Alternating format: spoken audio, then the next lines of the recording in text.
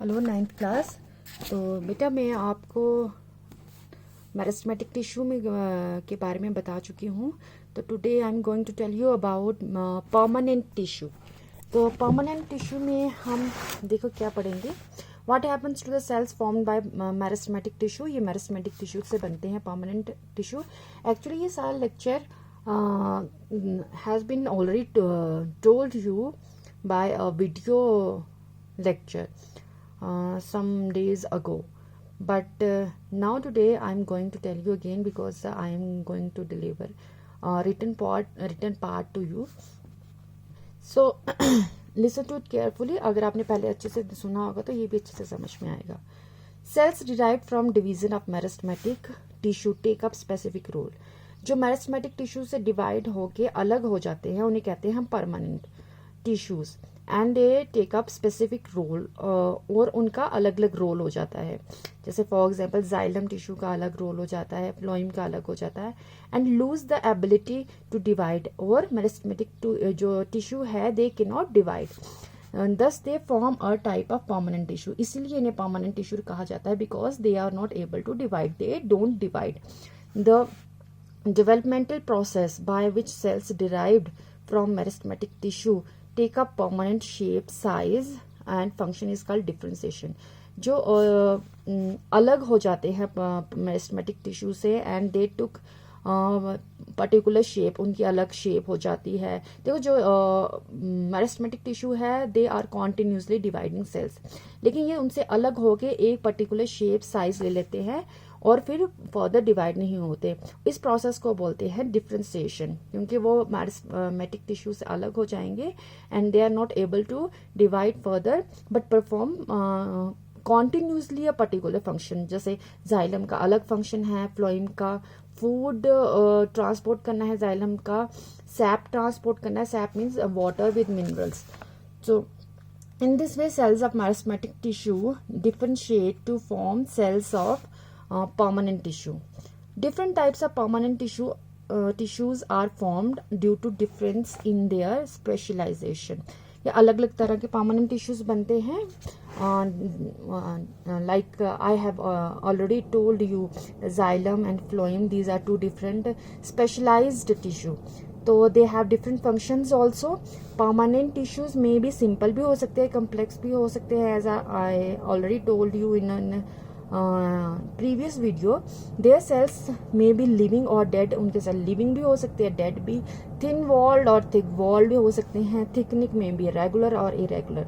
So there are also different types of permanent tissue. We will discuss it later. Now come to the difference between the meristematic tissue and permanent tissue. See, in meristematic tissue, its component cells जो होते हैं are small, spherical और polygonal and undifferentiated.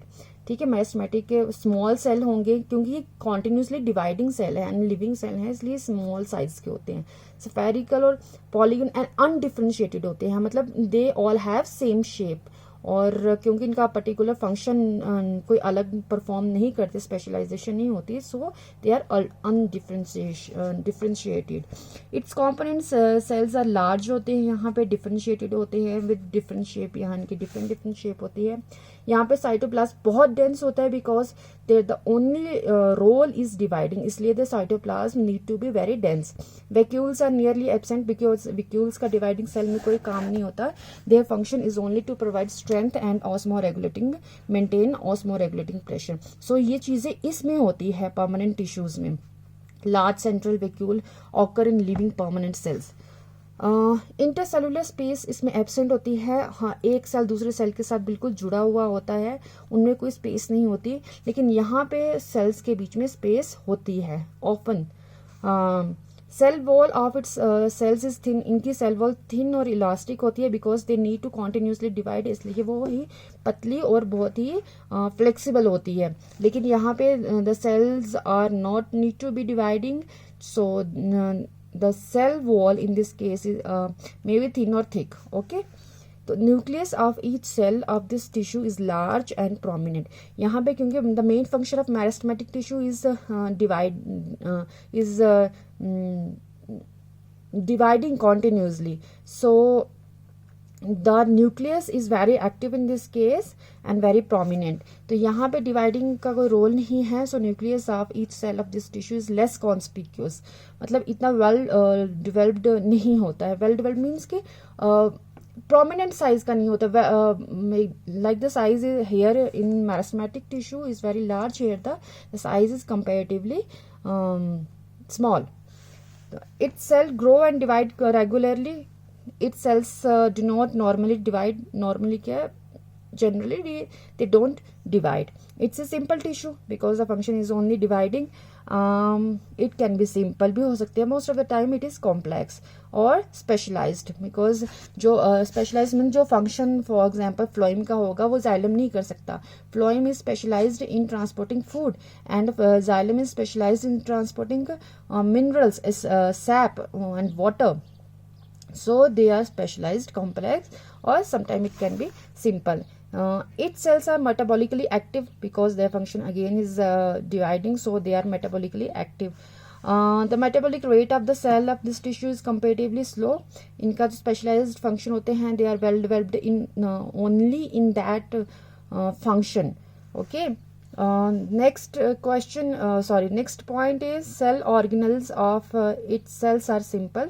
इनमें जो cell organelles होते हैं like mitochondria, Golgi body, endoplasmic reticulum, they are simple because they need not to be overburdened with some particular functions. Their only function is the dividing and therefore the nucleus is the active part in meristematic tissue.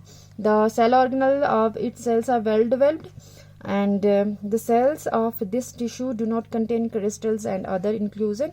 क्योंकि ज़रूरत नहीं होती इसमें, इनका काम सिर्फ division का होता है. Cells of this tissue possess crystals and other inclusions because they may have some role in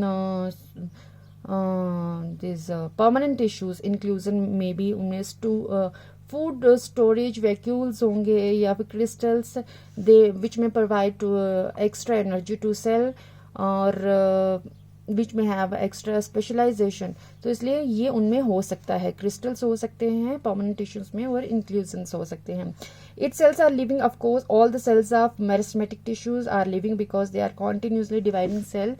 Its cells may be living or dead. Most of the time the meristematic tissues are dead, but they may be also living sometime. It provides growth to the plant, of course. If they are continuously dividing cells, they provide growth. These cells cause elongation and elongation of the plant or the increase in the girth of the plant. It is due to the meristematic tissues. मतलब लंबाई और चौड़ाई भी इन्हीं की वजह से होती है, meristematic tissue की वजह से. But it provides protection. ये सिर्फ ये वाले सेल क्या करते हैं, प्रोटेक्शन प्रोवाइड करेंगे, सपोर्ट प्रोवाइड करेंगे, कंडक्शन प्रोवाइड करेंगे, फोटोसिंथेसिस करेंगे, स्टोरेज करेंगे, बट ये इलोंगेशन में हेल्प नहीं करते. बाकी सारे फंक्शन में हेल्प करेंगे. लाइक ये प्रोटेक्शन, जैसे किसी में वैक्यूल होगा, ये for example the dead tissue out of the stem, outside of the stem of the plant, that is bark, they provide protection and support. Vacuoles present in the cells provide support to the cell. Conduction, xylem and phloem provide conduction. They transport water and food from one part of the plant to the other part. Photosynthesis करते हैं perform क्योंकि they have the this chloroplast. Now storage, they also have a storage of food, so that they can use food for themselves also and also store the extra food which we use for from the plants. ठीक है. So you have to write it on your fair notebook. I will click the photograph and mark the important point, कहाँ कौन सा करना है, कौन सा नहीं करना है, and also mark the कि कहाँ से करना है, कहाँ से नहीं करना है.